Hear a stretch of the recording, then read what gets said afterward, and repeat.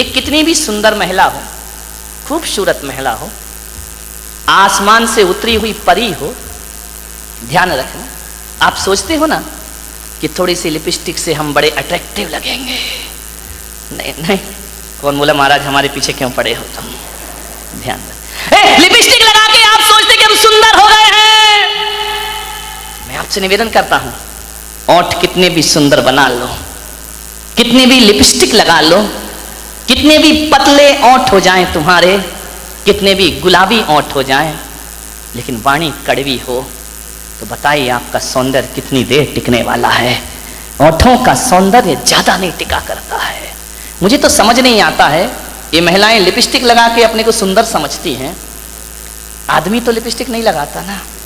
नहीं, बारामती का मुझे पता, लगाते हो क्या? नहीं लगाते ना। एक बात बताओ, ये सोचते हैं लिपस्टिक से सुंदरता बढ़ती है, तो लिपस्टिक लगा के सुंदर दिखने वाली देवी हो, बिना लिपस्टिक वाले पे क्यों मरती हो? फैसला करो, फैसला। ये तो लिपस्टिक जान इन पे देती है लोग, ध्यान रखिए। इसका मतलब है लिपस्टिक कितनी भी अच्छी हो, चेहरे की सुंदरता कितनी देर की? आधे घंटे। एक बात बताओ, एक सुंदर चेहरे को एक बार देखोगे, दो बार देखोगे, तीन बार देखोगे, बार बार देखोगे, उस चेहरे से भी जी भर जाएगा। ध्यान रखिए, ध्यान रखना। ज्यादा सुंदर चेहरा कितने दिन अच्छा लगेगा? 1 साल, 2 साल। कितनी भी सुंदर पत्नी ले आओ बेटा, साल भर बाद तो वही हालत है कि वो बड़बड़ा रही है, अपन चुपचाप सुन रहे हैं बैठ करके। खाना खाएगी तभी बोलेगी। ध्यान रखना, ये आदमियों की जिंदगी इसी में, बेचारे हर थके हुए हारे हुए तो आते हैं दुकान से, वो जैसे ही आया और इनकी रामायण शुरू हो जाया करती है। देवरानी ने ये कहा, जिठानी ने वो कहा, तेरी अम्मा ने एक परसते भी जा रही है। महिलाओं से निवेदन है, जब पति घर में आए तो उसकी थाली में रोटी परोसो, रोटी। दिन भर की किचकिच मत परोसो उसकी थाली में, वरना थाली फेंक करके इतना परेशान। उसी समय मैंने एक महिला से बोला, खाते समय क्यों बोलती हो? बोले खाते समय तो वो चुपचाप सुनता है, मुंह में रोटी रहती है, सुनते रहता है, अपन बोलते जाओ, देवी बोलते जा रही, बोलते जा रही, बोलते जा रही है, वो बेचारा खाते जा रहा, खाते जा रहा। क्या करे, इधर सुने या इधर सुने, खा रहा। ऐसी हालत है जैसे सड़क के किनारे भुट्टा सिकता है ना, भुट्टे नहीं सेकते रहते, वो एक हाथ से हवा करते जा रहा, भुट्टा सिकते जा रहा, हवा करते जा रहा, भुट्टा सिकते जा रहा, रोटी पटकते जा रही, भुट्टा सिकते जा रहा, सिकते जा रहा, सिक गया भुट्टा, क्या रोटी खाए बेचारा। ध्यान रखो, खाते समय तो कहा है कुत्ते को भी परेशान, ये तो फिर क्या बोली, इतनी तेज है बारामती की महिलाएं, इतनी तेज, इतनी तेज, इतनी तेज कि एक दिन दो पति पत्नी बाजार गए, पति ने पत्नी से कहा तू कहे फैशन है, तू कहे तो एक कुत्ता खरीद ले। पत्नी ने ऊपर से नीचे तक देखा, बोली क्या जरूरत है? बोली जब से तुम मिले हो। कौन बोला हर तमन्ना पूरी हो गई मेरी? ध्यान रखिए, मान्य। एक बच्चा रो रहा था, बहुत जोरों से रो रहा था, पत्नी ने कहा देख भी नहीं सकते हो, बच्चा रो रहा है, मैं खाना बना रही हूं। तो बोले पहले सुन तो ले, काय के लिए रो रहा है? अरे बोले जो भी रो रहा कर दो पूरा। बोले नहीं पहले सुन। बोले क्या? ये रो रहा है कि मुझे गधे पे बैठना है। तो पत्नी ने कहा कंधे पे बिठा के 3 चक्कर नहीं लगा सकते क्या? कुछ लोगों को घर जाके समझ में आएगा, ध्यान रखिए। एक बार यही दुर्घटना घट गई, एक बच्चे ने पूछा अपनी मम्मी से कि मम्मी एल्बम देख रहा था शादी का। बोले पापा घोड़े पे बैठ के आ रहे हैं। बोले हाँ। बोले मम्मी एक बात बताओ, ये शादी में दूल्हा घोड़ी पर बैठ कर ही क्यों आता है, गधे पे बैठ के क्यों नहीं आता है? बोले बेटा एक गधा दूसरे गधे पे नहीं बैठ सकता है। ध्यान रखिए, मान मीठा बहुत मीठा बोलिए जिंदगी में, मीठी बारी बोलिए, विचार करना है आपको, वाणी में मिठास भरो। लिपस्टिक से जीवन सुंदर नहीं होता है। लिपस्टिक की सुंदरता 1 दिन 2 दिन 3 दिन, साल भर बाद वो चेहरा बेकार लगने लगता है, ध्यान रखना। लेकिन वाणी मीठी हुई ना तो मिलते समय भी अच्छा लगता है, और बिछुड़ जाओ तो मीठी वाणी की याद जब जब आती है तब तक सुख की अनुभूतियां प्रारंभ हो जाया करती हैं। मीठी वाणी तो वो होती है बिछड़ने के बाद भी आदमी को याद रहा करती है। ध्यान रखिए। मैंने बारामती में भी ज्यादा घूमा नहीं हूं, उधर गया था पीछे एक दिन, इतने सुंदर मकान, मैंने कहा क्या गजब कर दिया भाई, मैं तो आया था गांव समझ के, लेकिन ये तो शहरों को भी पीछे कर रहा है। ध्यान रखिए। डाउट है तो ताली मत बजाओ, है ना। इतने सुंदर मकान, इतने सुंदर मकान,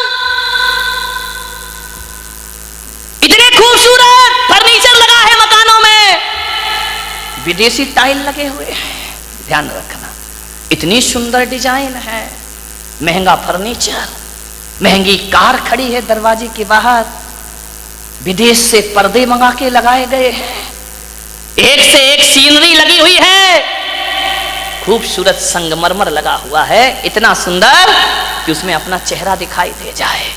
एक बात बताओ मेरे भाई, जिसका बहुत महंगा मकान हो, बहुत सुंदर फर्नीचर लगा हो, बहुत अच्छा सोफा सेट हो, डाइनिंग सेट बहुत सुंदर हो, ड्रेसिंग टेबल बहुत सुंदर हो, अलमारियां बहुत सुंदर हो, एक बात बताना, और कोई उस घर में जाए, बस सब कुछ सुंदर हो, आपकी देखकर आंखें फटी की फटी रह जाएं, कितना सुंदर मकान है, लेकिन एक बात बताइए, सब कुछ सुंदर हो लेकिन उसमें रहने वाले को बोलने का तमीज ना हो, वो बदतमीजी से बात करता हो, एक गिलास पानी भी ना पिलाता हो, और तुम गए और उसने इतना भी नहीं कहा कि भाई साहब आइए बैठिए, तो बताइए उस मकान की सुंदरता याद रहेगी आपको जाने के बाद, या उस आदमी का व्यवहार याद रहेगा आपको जाने के बाद? ध्यान रखिए, आप उस घर से निकल के जाएंगे, जिस मकान को बहुत सुंदर कह रहे थे वो मकान डिलीट हो जाएगा, और आदमी की बोली और व्यवहार जिंदगी भर याद रहेगा। और एक बात मैं आपसे कहता हूं, एक का मकान तो बहुत सुंदर नहीं है, बहुत कीमती मकान नहीं है, साधारण से फ्लैट में रहता है, लेकिन जैसे ही तुम जाते हो बड़े आदर से बोलता है, बड़े अदब से बात करता है, आइए भाई साहब बैठिए, ठंडा लेंगे या गरम लेंगे, आप क्या लेना चाहते, मीठा लेंगे नमकीन, अरे नहीं नहीं कुछ, अरे भाई साहब आए हो कुछ तो लेकर जाना पड़ेगा, ऐसा नहीं हो सकता, हमारे यहाँ कब कब पधारते हो, आपको जरूर कुछ लेना होगा, आपको भूख भी नहीं है तो भी उसके व्यवहार और मिठास के कारण आपको खाना पड़ेगा।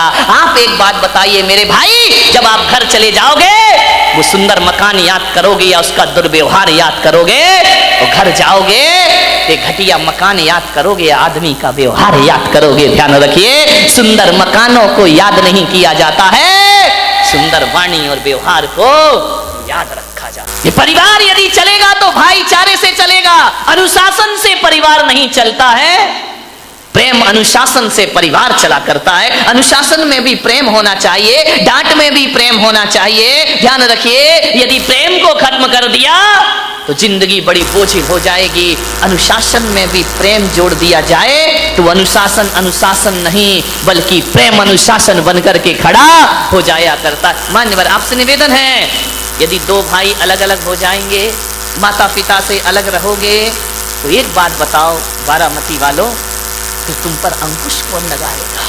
तुम्हारी पत्नी पर अंकुश कौन लगाएगा? तुम्हारी जिंदगी को मर्यादित कौन करेगा? आज बुजुर्ग हैं इसलिए हमारे घर में मान मर्यादाएं, संस्कार और इज्जत बरकरार हुआ करती है, वरना कब की अदब इस दुनिया से गायब हो गई। बड़े बुजुर्ग हमारे घरों में जरूर होना चाहिए, अलग होने का प्रयास मत करिए। पहले का वो जमाना था कि हर तरह से कोशिश होती थी कि परिवार टूटने ना पाए, आज का जमाना है कि हर तरह से कोशिश होती है कि हम भी अलग हो जाएं और तुम भी अलग हो जाओ। जानो, जोड़ो परिवारों को। एक नारी यदि संकल्प कर ले कि मैं अपने परिवार को बिखरने नहीं दूंगी, एक नारी, ध्यान रखना, मुझे क्षमा करना, जब तक इनकी शादी नहीं होती दो भाई बड़े प्रेम से रहा करते हैं, लड़ लेते हैं, झगड़ लेते हैं, फिर एक हो जाते हैं, लेकिन जैसे ही देवी आ जाती है घरों में दीवारें खड़ी हो जाती हैं। पिता था उसकी एक लड़की थी, बहुत प्यार करता था लड़की से, अपनी प्राणों से ज्यादा प्यार अपनी बच्ची से करता था। हर पिता करता है, कौन है जो अपने बच्चों को प्यार नहीं करता है? इतना प्यार माँ बाप के लिए, बच्ची सुंदर हो या गोरी हो या काली, इसका कोई फर्क नहीं पड़ता, बच्ची तो बच्ची हुआ करती है। बहुत प्यार करता था लड़की से, हर इच्छा उसकी पूरी कर देता था। बेटी के जुबान पर कोई बात आ नहीं पाती कि पिता उसकी हर मुराद पूरी। अरे भगवान से मांगने में तो थोड़ा समय लग जाता था, मिलने में, लेकिन बेटी ने यदि कुछ कह दिया तो पिता सबसे पहले अपने बेटी की इच्छा पूर्ति करता था। उसने कहा मैं ऐसा पहनूंगी, ऐसा खाऊंगी, ऐसा रहूंगी। पिता ने कहा ठीक है बेटा। बहुत प्यार था उसे अपनी बच्ची से। मान्यवर, मेरा आपसे निवेदन है, अपने बच्चों से प्यार करो, बहुत प्यार करो, बहुत लाड करो, बहुत दुलार करो, लेकिन पुलक सागर की एक बात याद रखना कि इतना प्यार मत करना कि उसका भविष्य खतरे में पड़ जाए। ध्यान रखिए, इतना भी लाड़ प्यार मत करो, क्योंकि तुम्हारी बेटी को पढ़ो, दूसरों के घरों में जाना है। एक बात याद रखना, कितना भी लाड़ प्यार कर लेना, लेकिन बेटियों के स्वभाव पे ध्यान जरूर देना। हकीकत में बताऊं तो 90% ससुराल खराब नहीं होती, 90% हमारी बेटी का स्वभाव खराब हुआ करता है। ध्यान रखिए, आपको विचार करना है। इतना लाड़ मत करो कि वो जिद्दी हो जाए, वो बड़े छोटों का भेद ही भूल जाए, वो मान मर्यादा ही भूल जाए, वो भूल जाए कि मैं भारतीय नारी हूं। ध्यान रखना, सुविधाएं दो, इतना मत देना कि कल तुम्हारे लिए उसका प्यार दुखदाई बन जाए। ध्यान रखिए, उस पिता ने, सेठ ने बहुत प्यार किया अपनी बच्ची को, इतना प्यार कि वो लाड़ लाड़ में लड़ंका हो गई। एक बात ध्यान रखना, लड़ंका बहू से घर नहीं चलता, लड़ंका नहीं प्रियंका चाहिए। ध्यान रखिए, विचार करिए, लड़ंका नहीं चाहिए, लड़ने वाली नहीं चाहिए, जो खुशियां बांट सके ऐसी बेटी अपनी बना करके तैयार करो। उसने, सेठ ने बहुत प्यार किया, जिद्दी हो गई, 8-8 बजे सोकर उठती, कोई कुछ कहता तो 1000 जवाब देती, झल्लाहट रखती, झुंझला के बात करती। एक बात याद रखना बेटियों, ये तुम्हारा झुंझलाना, ये तुम्हारा गुस्सा होना, ये तुम्हारा खींचना माँ बाप तो बर्दाश्त कर लेंगे, लेकिन ससुराल बर्दाश्त करने वाली नहीं है। ध्यान रखना, माँ बाप तो जवाब सुन लेंगे, लेकिन जब विवाह करके ससुराल जाओगी तो तुम्हारी कमियों को पीहर में तो बर्दाश्त किया जा सकता है, लेकिन तुम्हारे गलत स्वभाव को ससुराल में बर्दाश्त नहीं किया जा सकता है। ध्यान रखिए, बहुत संभल के जीना है अपनी जिंदगी को। अहंकारी हो गई लड़की, घमंडी हो गई लड़की, मां समझाती कि देखो तुम्हें करते क्या हो, कितनी अकड़ में जीने लगी है, कितना ईगो हो गया इसको, फटफट जवाब देती है। पिता ने कहा बच्ची है, ठीक हो जाएगी। ना बाबा, बच्ची समझ के मत छोड़िए, आपका ये प्यार, आपकी ये ढील उस बच्ची का जीवन भर। मैं विचार करता हूं, आपसे बात करता हूं, एक निवेदन करता हूं बड़ी विनम्रता के साथ कि आज बच्ची की हर डिमांड पूरी करके आप थोड़ी देर को तो खुश हो जाओगे, लेकिन ये आदत यदि बच्ची को लग गई तो जिंदगी भर तुम्हें आंसू बहाना पड़ेंगे। ध्यान रखिए, लड़की को पालना किसी संत की साधना से कम तपस्या नहीं हुआ करती है। मान्यवर, बड़ी हो गई, पिता ने कहा कि अब ये बड़ी हो गई है, और जब बड़ी हो जाए तो माँ बाप को एक ही चिंता रहती है कि मेरी बच्ची का घर बस जाए, मेरी बेटी के हाथ पीले हो जाएं, तो हम इस जिम्मेदारी से मुक्त हो जाएं। शादी कर दी पिता ने एक अच्छे घर में, शादी हो गई, विवाह हो गया, चली गई ससुराल। 8 दिन भी नहीं हुए, फोन आ गया पिता के पास, पिताजी। हाँ बेटा बोल, कैसी है? अरे कैसी हूं, मर रही हूं मैं यहाँ पे। मर रही है ऐसा? 8 दिन में तेरा ये हाल हो गया? बोले मैं इस घर में 1 मिनट नहीं रह सकती हूँ, इसी वक्त मुझे आइए लेकर के चलिए, मैं इस नरक में नहीं जी सकती हूँ। पिता ने कहा यार 8 दिन में ऐसा क्या हो गया? अरे बोले सब बेकार है, यदि मुझे जिंदा देखना चाहते हो इसी वक्त आ जाओ, जैसे हो वैसे आके मुझे ले जाइए। बाप ने कहा यार मैंने तो इतना अच्छा घर देखा था, इतना दहेज दिया था, सब कुछ दिया था, उसके बाद इतनी अच्छी शादी की, पूरे नगर में ऐसी शादी कोई नहीं कर सकता है, 8 दिन में ये क्या? बेटी ने कहा मैं फोन रख रही हूं, जल्दी आओ वापिस, मुझे ले चलो यहां से, नहीं तो बेटी का मुंह नहीं देख पाओगे। लाचार पिता। ध्यान रखना, लड़की का बाप बनना कोई बच्चों का खेल नहीं हुआ करता मेरे भाई। लाचार था वो पिता, क्या करता? एक तरफ तो बच्ची का प्रेम है, 8 दिन हुए चला गया ससुराल में लड़की की। जैसे ही गया किसी ने जय जिनेन्द्र भी नहीं किया, किसी ने राम राम भी नहीं की, किसी ने इतना भी नहीं कहा कि समधी जी आइए पधारिए। लड़की के ससुर अपनी जगह चले गए, दामाद बाजू से निकल गया, देवर ने कुछ नहीं बोला। उसने देखा यार 8 दिन की शादी में ये शमशानी माहौल है यहां का, किसी ने कुछ नहीं बोला। घर में गया, बेटी के पास कमरे में। एक बात याद रखना, एक बेटी के गलत व्यवहार से तुम्हारी ही ससुराल में तुम्हारे माँ बाप का अपमान हुआ करता है, ध्यान रखिए। और यदि व्यवहार अच्छा रखती तो 4 लोग उनके स्वागत में खड़े रहते, कहते कि धन्य हो आपने ऐसी पुत्री को जन्म दिया है, ध्यान रखिए। कोई नहीं बोला उससे। गया बेटी के कमरे में, बेटी बात क्या? इसी वक्त चलो, पानी मत पीना इस घर का। अरे पिता ने कहा ऐसा क्या? बोले अभी ले चलो, इसी वक्त पीहर ले चलो, मेरा दम घुट रहा है, मैं यहाँ एक पल नहीं रह सकती हूँ। उसने कहा बेटा रुको, मैं तेरी सासू से पूछ लेता हूँ। बोले क्या पूछना उस डायन से? अरे बोले उससे मत पूछो, बुढ़िया से, उसके कारण तो मैं दुखी हूँ इस घर में, 8 दिन हुआ नहीं, मेरा जीना हराम कर रखा है। बोले बेटा रुको, एक बार मैं पूछता हूँ। गया लड़की की सास के पास, बोला बहन जी मैं आया हूँ। सास ने कहा दिख रहा है, कोई मुझे चश्मा नहीं लगा है, मैं आया हूं। कौन सा बड़ा कमाल कर दिया तुम आए हो तो? पिता ने कहा यार ये कैसा व्यवहार है?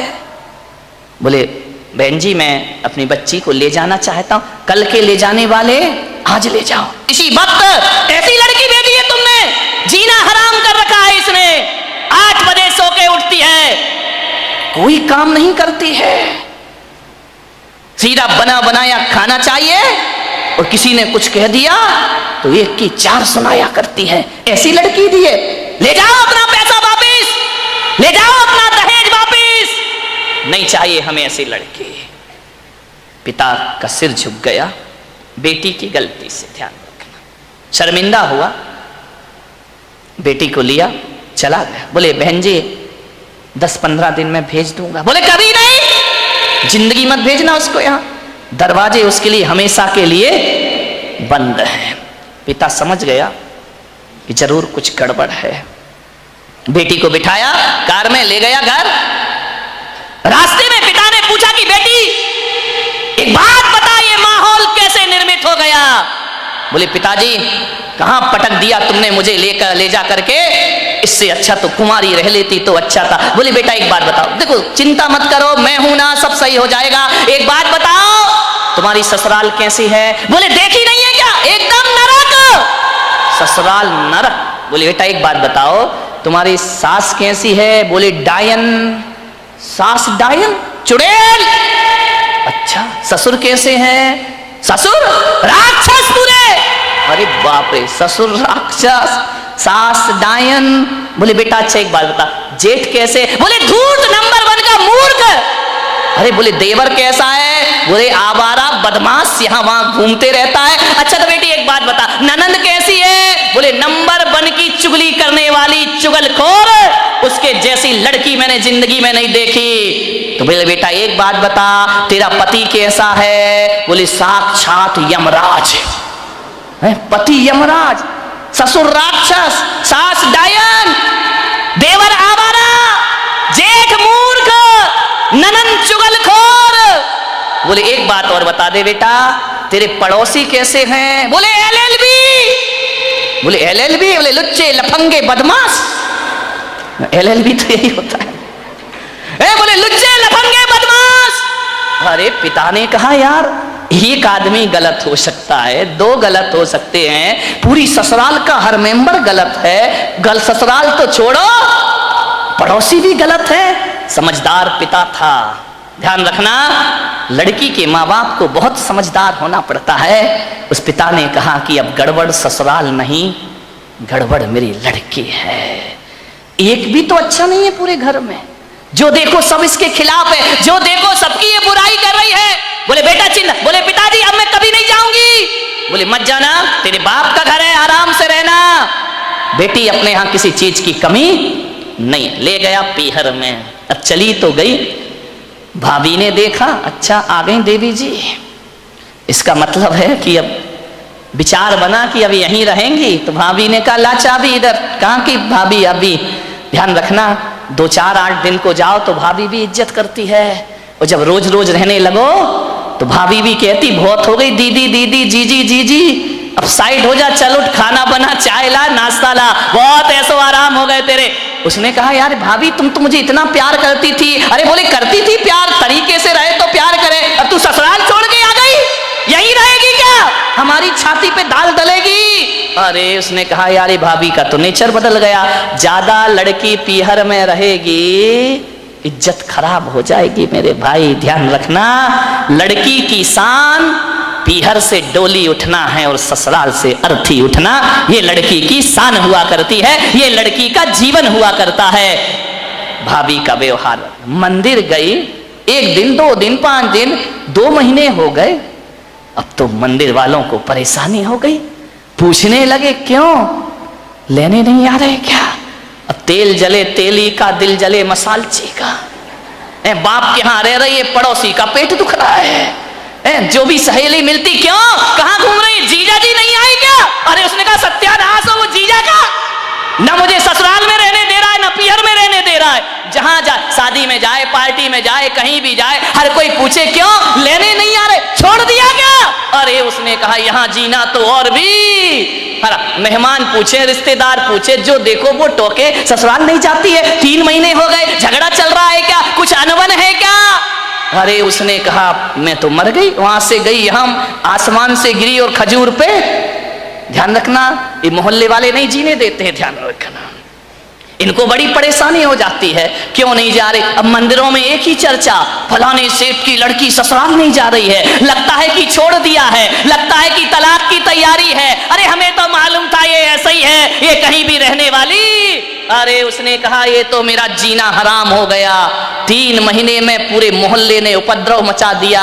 बोले सेठ जी ये लड़की जाती नहीं है क्या? अब सेठ क्या बोले, सेठ एक दिन उदास बैठी थी झरोखे पर, सेठ ने कहा बेटी बड़ी दुखी दिख रही। बोली करूं क्या पिताजी, मैं ससुराल बिल्कुल नरक है, और यहां शादी के बाद क्या आ गई कि मेरी इज्जत ही मिट्टी में मिल गई। जो देखो मुझे शक की निगाह से देखता है, जिससे बात करो जैसे ही बात करो पहला प्रश्न होता है जीजा जी कहाँ है? अब वो जीजा ने तो मेरा जीना हराम कर दिया है, इससे अच्छी तो पिताजी मेरी शादी ही नहीं होना थी।